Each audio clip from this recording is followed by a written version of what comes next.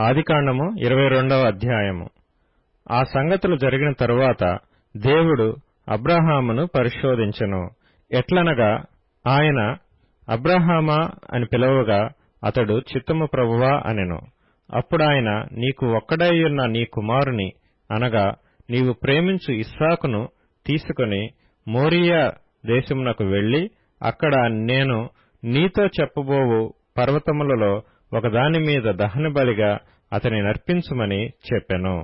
తెల్లవారినప్పుడు అబ్రాహాము లేచి తన గాడిదకు గంత కట్టి తన పనివారిలో ఇద్దరిని తన కుమారుడగు ఇస్సాకును వెంటబెట్టుకొని దహనబలి కొరకు కట్టెలు చీల్చి లేచి దేవుడు తనతో చెప్పిన చోటికి వెళ్ళెను.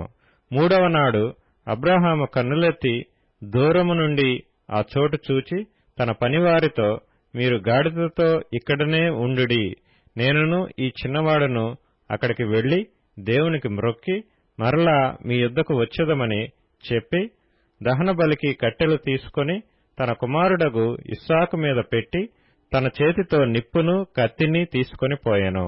వారిద్దరూ కూడి వెళ్ళుచుండగా ఇస్సాకు తన తండ్రి అయిన అబ్రాహాముతో, నా తండ్రి అని పిలచెను. అందుకతడు, ఏమి నా కుమారుడా అనెను. అప్పుడతడు, నిప్పును కట్టెలను ఉన్నవి గాని దహనబలికి గొర్రెపిల్ల ఏది అని అడుగగా అబ్రాహాము, నా కుమారుడా, దేవుడే దహనబలికి గొర్రెపిల్లను చూచుకొనునని చెప్పెను.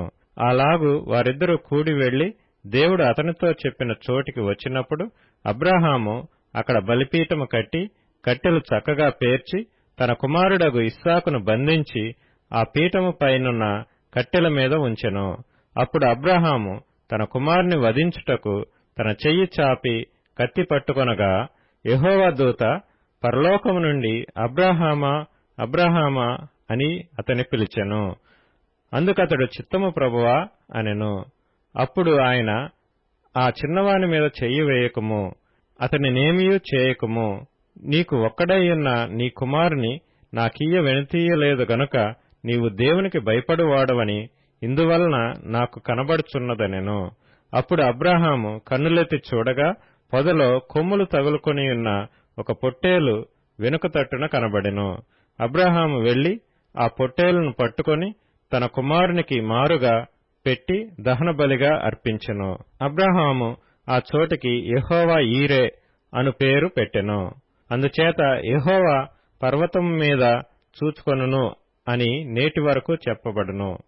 యెహోవా దూత రెండవ మారు పరలోకము నుండి అబ్రాహామును పిలిచి ఇట్లనెను, నీకు ఒక్కడే అయ్యున్న నీ కుమారుని ఈయ వెనుక తీయక ఈ కార్యము చేసినందున నేను నిన్ను ఆశీర్వదించి ఆకాశ నక్షత్రముల వలెను సముద్ర తీరమందలి ఇసుక వలెను నీ సంతానమును నిశ్చయముగా విస్తరింపచేసెదను.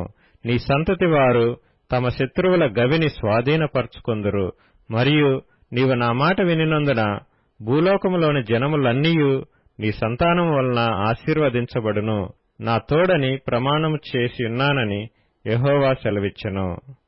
తరువాత అబ్రాహాము తన పనివారి యొద్దకు తిరిగి రాగా వారు లేచి అందరును కలిసి బెయేర్షెబాకు వెళ్ళిరి. అబ్రాహాము బెయేర్షెబాలో నివసించెను. ఆ సంగతులు జరిగిన తరువాత అబ్రాహామునకు తెలుపబడినదేమనగా, మిల్కా అను ఆమెయు నీ సహోదరుడగు నాహోరునకు పిల్లలను కనెను.